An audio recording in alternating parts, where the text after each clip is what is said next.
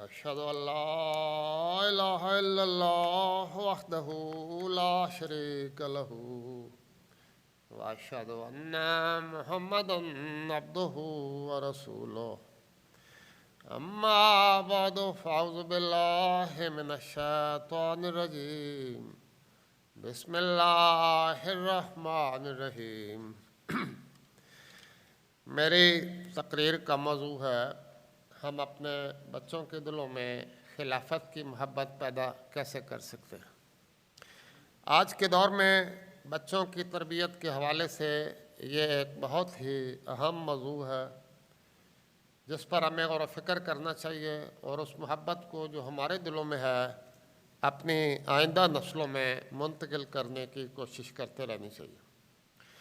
تو پھر یاد رکھیے محبت کیسے پیدا ہوتی ہے۔ محبت سے پیدا ہوتی ہے، محبت اخلاص سے پیدا ہوتی ہے، محبت قربانیوں سے پیدا ہوتی ہے، محبت احساس سے پیدا ہوتی ہے۔ وہ ساری وجوہ جن کی وجہ سے ہم اپنے ماں باپ سے محبت کرتے ہیں وہ یہی باتیں ہیں جو میں نے آپ کے سامنے بیان کر دی، اور وہ ساری باتیں جن کی وجہ سے ہمارے بچے ہم سے محبت کرتے ہیں وہ بھی یہی باتیں ہیں جن کی وجہ سے ہمارے بچے ہم سے محبت کرتے ہیں اور ہم اپنے بچوں سے محبت کرتے ہیں۔ تو خلافت سے محبت پیدا کرنے کا سب سے پہلا طریق یہی ہے کہ آپ اپنے بچوں کو بتائیں۔ سب سے پہلے تو اول طریق تو یہ ہے کہ ان بچوں کو عملی تجربے کرائیں، بچوں کو خلافت عملیہ کی قربانیوں کا، محبت کا، احساس کا یقین دلائیں اور عملی ایسے ذرائع پیدا کریں جس کے نتیجے میں انہیں احساس ہو کہ ہم خلافت کی محبت اور قربانی کے نظارے اپنی آنکھوں سے دیکھیں، اپنے سینوں میں محسوس کریں۔ لیکن اس کے علاوہ یہ بھی ضروری ہے کہ ہم اپنے بچوں کے سامنے مسلسل اس محبت کا ذکر کرتے رہیں۔ آپ اپنے بچوں کو بتائیں کہ دنیا میں آج لاکھوں رہنما ہیں، سیاسی بھی ہیں، مذہبی بھی ہیں، قومی بھی ہیں، دوسرے بھی بے شمار رہنما ہیں،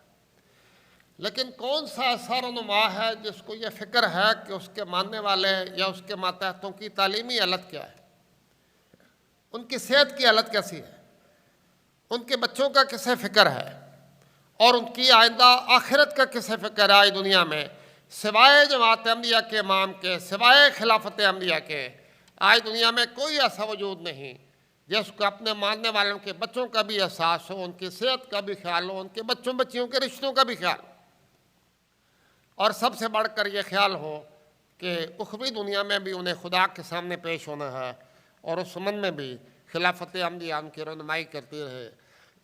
اور ان کے دلوں میں اللہ کی محبت ڈالتی رہے۔ آج دنیا کے سب سے بڑا مذہبی رہنما جو عیسائی دنیا کا رہنما ہے تعداد کے لحاظ سے پوپ صاحب ہیں، لیکن پوپ سے عیسائیوں کو کتنی محبت ہے اور پوپ صاحب کو عیسائیوں سے کتنی محبت ہے۔ ہم نے تو مختلف عیسائیوں سے ہی پوچھا کہ کیا آپ نے کبھی پوپ صاحب کو اپنے مسائل کے متعلق لکھا ہے، کبھی ان سے دعا کی درخواست کی ہے؟ مجھے تو کوئی ایسا عیسائی نہیں ملا۔ آج صرف جماعت احمدیہ ہے جس کے ہر فرد کو یہ فخر ہے کہ وہ اپنے امام کی خدمت میں خط لکھتا ہے اور امام نہ صرف اس کو دعا کرتا ہے اس کے لیے بلکہ اس کا جواب بھی دیتا ہے، اور اکثر و بیشتر ہم اس قبولیت دعا کے نظارے اپنی آنکھوں سے دیکھتے ہیں۔ اور یہ سلسلہ حضرت مسیح موعود علیہ السلام کے زمانہ سے شروع ہے۔ حضرت خلیفۃ المسیح اول رضی اللہ تعالیٰ عنہ کی خدمت میں جو لوگ رہتے تھے وہ یہ گواہی دیتے ہیں کہ حضور کی خدمت میں جتنے بھی قبولی دعا کے خطوط موصول ہوتے ہیں حضور اس وقت تک انہیں رکھتے نہیں ہیں جب تک ان کے لیے دعا نہ کر لیں، اور بعض اوقات فرماتے ہیں کہ میں ساری رات ان کے لیے جب تک دعا نہیں کرتا رہتا مجھے چین نہیں آتا۔ حضرت خلیفۃ المسیح ثالث رحمہ اللہ تعالیٰ ایک رات بہت بے قرار تھے اور کافی دیر تک جاگتے رہے، ٹہل رہے تھے۔ پرائیویٹ سیکرٹری صاحب بھی پریشان ہو گئے۔ انہوں نے پوچھا حضور کیا بات ہے، آج کوئی غیر معمولی آپ کی طبیعت خراب لگ رہی ہے؟ تو فرمایا کہ مجھے روزانہ ایک احمدی بچی کا خط آتا ہے جو تم ہی پیش کرتے ہو، اور اس پہ اپنے کچھ مسائل کے متعلق لکھا ہوتا ہے، روزانہ وہ اپنی تازہ اپڈیٹ سے مجھے مطلع کرتی ہے۔ آج اس کا خط تم نے پیش نہیں کیا اور تم نے بتایا کہ اس کا خط نہیں آیا، میں اس کی وجہ سے پریشان۔ اپنے بچوں کو بتائیں کہ خلافت احمدیہ ہمارے لیے اس وقت بھی پریشان ہوتی ہے جب ہم اسے خط نہیں لکھتے، باوجود اس کے کہ وہ دعا کر رہا ہوتا ہے ہمارے لیے، باوجود اس کے کہ ہمارے خط اس کو پہنچتے ہیں، لیکن اگر کسی وجہ سے ہم خط نہ بھی لکھیں تب بھی خلیفہ وقت ہمارے لیے راتوں کو جاگ جاگ کر دعا کر رہا ہوں۔ حضرت خلیفۃ المسیح ثالث فرمایا کرتے تھے کہ خلافت اور جماعت ایک وجود کے دو نام ہیں، اور جب 1974 میں بہت تاریک راتیں جماعت احمدیہ پنائیں اس لحاظ سے کہ دشمن مٹانے پر تلا ہوا تھا، تو حضور فرماتے ہیں میں نے خود حضور سے سنا کہ کئی راتیں میری زندگی میں اس وقت میں ایسی ہیں کہ میں ساری رات جماعت کے لیے دعا کرتا رہا اور ایک لہجہ بھی نہیں سویا۔ حضرت خلیفۃ المسیح ثالث کے متعلق میں نے یہ خود واقعہ ایک بزرگ سے سنا، پرائیویٹ سیکٹری صاحبزادہ مرزا غلام احمد صاحب سے، کہ 74 کے ایام میں حضور مسلسل اپنے دفتر میں بیٹھتے تھے اور انتظار کرتے تھے، خطوں کا بھی، ٹیلی فون کالوں کا، ہر طرف سے جماعت کی خبریں آ رہی ہوتی تھیں تو حضور ان کے متعلق دعائیں کرتے تھے۔ مجھے انہوں نے بتایا کہ میں نے حضور کی خدمت میں گجرانوالہ کے امیر صاحب کا یہ ٹیلی فون پیغام پیش کیا کہ حضور چاروں طرف سے دشمن نے ہمیں گھیر لیا اور ہمیں مٹانے کی فکر میں ہے، حضور ہمارے لیے دعا کریں۔ کہتے ہیں حضور اسی وقت دعاؤں میں مشغول ہو گئے۔ تھوڑی دیر بعد پھر ایک اور فون آیا امیر صاحب گجرانوالہ کا کہ حضور اب تو حد ہو گئی ہے، اب تو ہمارے بچنے کا کوئی ذریعہ نہیں۔ حضور پھر دعاؤں میں لگ گئے کثرت کے ساتھ۔ تھوڑی دیر بعد ایک اور فون آیا کہ حضور اب تو ہمارا آخری سلام قبول کریں، اب اس کے بعد زندگی کی کوئی گنجائش باقی نہیں رہی، اب تو وہ آگ لگا رہے ہیں اور انہوں نے ہر طرف سے شرارتیں شروع کر دی ہیں۔ کہتے ہیں حضور اسی وقت اٹھے، ساتھ کے کمرے میں گئے، سجدہ ریز ہو گئے اور اس وقت سر اٹھایا جب خدا کی طرف سے آپ کو اطلاع دی گئی کہ اللہ تعالیٰ کے فضل سے سب خیریت ہے اور کوئی نقصان نہیں پہنچے گا۔ اور اسی کے تھوڑی دیر بعد فون آیا کہ الحمدللہ پولیس آ گئی ہے، فوج آ گئی ہے اور سارا خطرہ الحمدللہ ڈال گیا۔ اپنے بچوں کو بتائیں کہ خلافت احمدیہ اس وقت بھی ہماری نگرانی کر رہی ہوتی ہے، اس وقت بھی ہمارے لیے دعا کر رہی ہوتی ہے جب ہم بالکل بے بس ہو چکے ہوتے ہیں اور خدا کی رحمت اور نصرت کو آسمان سے پکار رہی تھی۔ ثاقب دہلوی صاحب جماعت کے ایک اخبار کے ایڈیٹر تھے، لاہور رسالہ لاہور کے، وہ بیان کرتے ہیں کہ میں ایک مقدمے میں ملوث ہو گیا جس میں ان کے ساتھ لاہور کے ایک غیر امنی پرنٹر بھی تھے اس اخبار کے، تو دونوں سرگودا میں ایک مقدمہ بھگتنے کے لیے گئے۔ کہتے ہیں رستے میں ثاقب صاحب کے پروگرام کے مطابق مجھے حضرت خلیفۃ المسیح ثالث سے ملایا، حضور بڑے خوش ہو کر ملے اور فرمایا کہ امید ہے آپ جلدی رہا ہو کر واپس آ جائیں گے تو دوپہر کا کھانا کھائیں گے۔ وہ شفیع صاحب جو دوسرے غیر احمدی ساتھ تھے، میاں محمد شفیع صاحب، وہ کہتے ہیں میں نے کہا یہ کیسے ممکن ہے، اتنا خطرناک مقدمہ، یہاں سے تو واپسی کی کوئی امید نہیں۔ تو انہوں نے کہا حضور پھر اچھا 3 سال بعد ملاقات ہوگی۔ حضور مسکرا دیا، 3 سال قید تھی نا اس آرڈیننس کی خلاف ورزی پر 3 سال قید تھی، تو انہوں نے کہا 3 سال بعد ملاقات ہوگی۔ کہتے ہیں حضور مسکرا دیے اور یہ سرگودا پہنچ گئے۔ سرگودا پہنچ کر جج نے مقدمہ سنا تو اللہ تعالیٰ نے اس کے دل میں کوئی ایسا خیال ڈالا کہ اس نے فوری طور پر مقدمہ خارج کر دیا اور ثاقب صاحب اپنے اس غیر احمدی دوست کے ساتھ ربا واپس آئے۔ حضرت صاحب خلیفۃ المسیح ثالث کی خدمت میں حاضری کی درخواست کی تو حضور نے فرمایا ثاقب صاحب اور شفیع صاحب تشریف لائیں، مجھے پتہ ہے اللہ تعالیٰ نے آپ کو رہا کر دیا، میں پہلے شکرانے کے 2 نفل پڑھ کے آتا ہوں اور اس کے بعد مل کے کھانا کھائیں گے۔ میاں محمد شفیع صاحب کہتے ہیں، ثاقب صاحب بلکہ بیان کرتے ہیں کہ میاں محمد شفیع صاحب دھاڑے مار مار کر ہونے لگے اور کہا آج مجھے پتہ لگا ہے کہ تم اپنے امام پر کیوں جان چھڑکتے ہو، کیوں اتنی محبت کرتے ہو اپنے امام سے۔ ثاقب صاحب نے کہا ہاں ہم اپنے امام سے اس لیے محبت کرتے ہیں اور ہمارا امام ایسا ہی ہے۔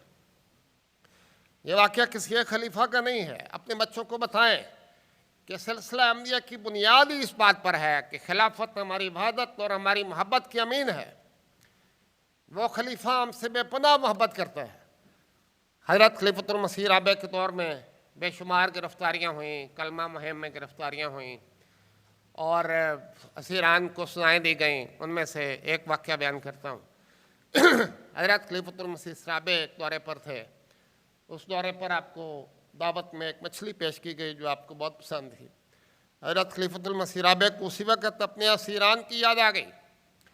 اور حضور وہ مچھلی کھا نہیں سکے اور حضور نے فرمایا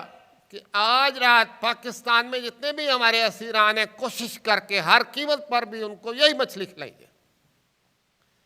چنانچہ جماعت کے متعلقہ منتظمین تک رابطہ کیا گیا، پہنچایا گیا پیغام، انہوں نے سپرڈنٹ سے رابطہ کیا، جیلوں سے جو بھی ممکن ہو سکتا تھا وہ مچھلی تیار کی گئی، سپرڈنٹ کو بھی کھلائی، دوسرے قیدیوں کے لیے تیار کی گئی، اور الحمدللہ 24 گھنٹے کے اندر اندر تمام اسیران تک وہ مچھلی پہنچا دی گئی جس کا ذائقہ حضرت خلیفۃ المسیح رابع محسوس کر رہے تھے۔ اور اس کے بعد اب رونے کی باری اسیران کی تھی، جب حضور کی طرف سے ان کو یہ مچھلی پہنچائی گئی اس محبت کے ساتھ، تو آپ اندازہ کریں ان کا کیا حال ہوگا۔ آپ سارے یہاں موجود ہیں، آپ میں سے کئی ان شہداء اور اسیران سے تعلق رکھتے ہیں۔ اسیران ساہیوال کو موت کی سزا سنائی گئی، حضرت خلیفۃ المسیح رابع کو اس پر بہت ہی تکلیف تھی۔ حضور نے ان کی یاد میں بہت سی نظمیں بھی کہیں، اپنے ہاتھ سے ان کو خط لکھتے تھے۔ ایک نظم میں عرض کیا کہ اے خدا، خیرات کر اب ان کی رہائی میرے آقا، کشکول میں بھر دے جو میرے دل میں بھرا۔ اللہ تعالیٰ نے حضور کی بے قرار دعاؤں کو سنا، اور اللہ تعالیٰ نے حضور کو بشارت دی کہ یہ سارے رہا ہو جائیں گے، ایک بھی پھانسی نہیں پائے گا، جبکہ گورنمنٹ یہ فیصلہ کر چکی تھی کہ لازماً ان کو پھانسی کی سزا دی جائے گی۔ اللہ تعالیٰ نے ان میں سے ہر ایک کو بچا لیا۔ ایسے حالات پیدا کیے گئے اللہ تعالیٰ کی طرف سے کہ صرف وہ 7 قیدی نہیں، سینکڑوں قیدی رہا ہو گئے ان کی برکت سے۔ اور وہ اس قیدی حضرت صاحب کو لندن جلسہ سالانہ کے موقع پر ملے۔ ایک ان میں سے الیاس منیر صاحب بھی ہیں جو آج اللہ تعالیٰ کے فضل سے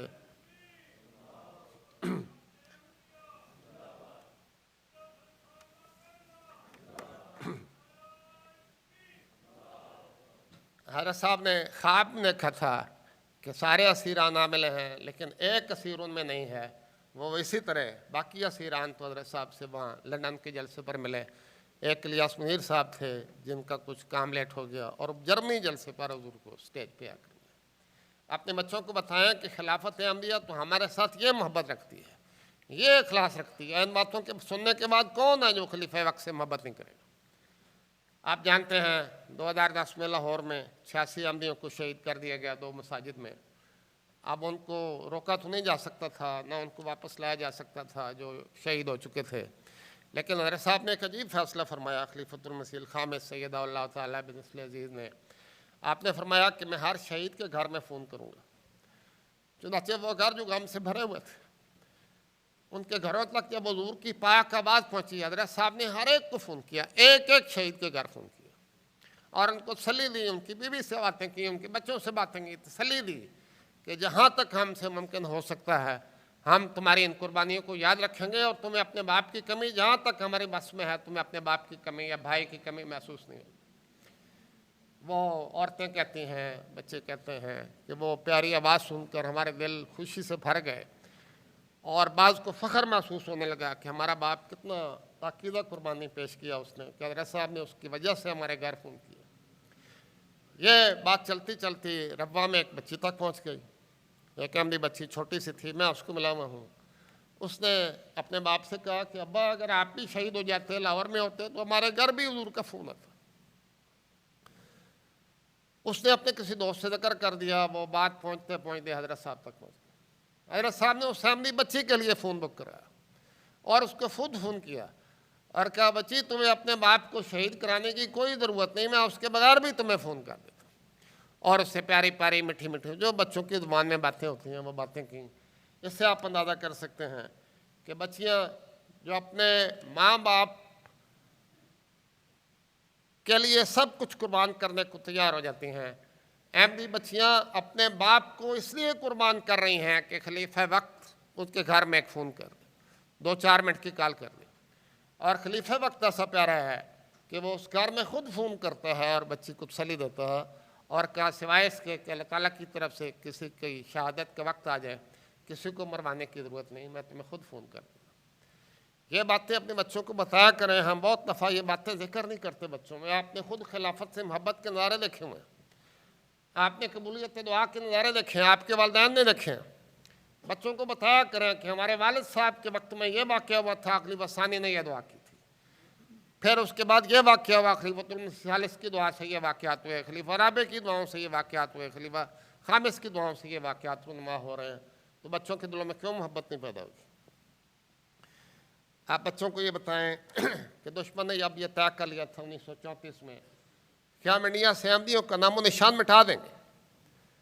اور وہ یہ دعوے کر رہے تھے کہ ہم منارۃ المسیح کو اٹھا کر دریائے بیاس میں پھینک دیں گے۔ اس وقت ہمارے امام نے کیا فیصلہ کیا؟ اس نے یہ فیصلہ کیا کہ اگر ایک ایک احمدی کو چن کر انڈیا سے نکال دیں گے، اس وقت پاکستان تو بنا نہیں تھا، انڈیا کی بات ہے، قادیان کی بات ہے، تو ہم اپنی کونپلیں، ہم اپنے پودے ساری دنیا میں لگا دیتے ہیں۔ اور اس موقع پر حضور نے تحریک جدید کی تاریخ جاری فرمائی اور احمدیوں کو کہا کہ وقف کے لیے آؤ، ان کو کہا تبلیغ کے لیے نکل جاؤ اور پھیل جاؤ مشرق میں اور پھیل جاؤ مغرب میں اور شمال میں اور جنوب میں، اور خدا کے دین کو، خدا کے دین کا نام بلند کرنے کے لیے ہر کوشش کرتے ہیں۔ اسی کا نتیجہ ہے کہ بہت سے احمدی اس وقت نکلے، اسی کا نتیجہ ہے کہ بہت سے احمدی مبلغی بنے، یہاں دنیا میں آ کے انہوں نے احمدیت کے بیج لگائے، اور آج اللہ تعالیٰ کے فضل سے اسی تحریک جدید کی برکت ہے کہ دنیا کے 214 ملکوں میں ہم پھیلے ہوئے۔ آج دشمن چاہے بھی تو دنیا سے ہمارا نام و نشان مٹا نہیں سکتا، اس لیے کہاں سے مٹائے گا؟ انڈیا سے مٹائے گا؟ دنیا کے 214 ملکوں کے نام گننے شروع کرو تو وقت لگ جائے، اور پھر اللہ تعالیٰ کے فضل سے انہیں جو عظمت حاصل ہے، انہیں جو نعمتیں حاصل ہیں، جو اللہ تعالیٰ نے بارشیں برسائیں، ان پر برکات کی، کس طرح وہ ساری کی ساری ختم کی جا سکتی؟ تو اپنے گھروں میں یہ ذکر کریں، اپنے بچوں کو یہ بتائیں کہ ہمارا خلیفہ تو ایسا ہے۔ حضرت صاحب کا کیا طریقہ ہے؟ ہر شہید کا جنازہ خود پڑھاتے ہیں، اس کا ذکر کرتے ہیں، اس کی خوبیوں کا ذکر کرتے ہیں، اس کے گھر فون کرتے ہیں، اس کو تسلی دیتے ہیں۔ ابھی حضرت صاحب نے کل کے خطبے میں ذکر فرمایا کہ رومانیہ میں ہمارے مبلغ شہید ہو گئے ہیں، حضرت صاحب نے ان کے گھر فون کیا ہے، اور اس کے بعد وہاں سے لندن سے نمائندے بھیجے ہیں، آس پاس کے تمام ملکوں کے مربیان کو کہا ہے جتنے ممکن تھا کہ وہ فوری طور پر وہاں پہنچے۔ مجھے ان کے چھوٹے بھائی نے بتایا کہ آس پاس کے تمام ملکوں کے لوگ وہاں پہنچے ہیں اور انہوں نے ان کی تدفین میں شرکت کی ہے۔ ان مربی صاحب نے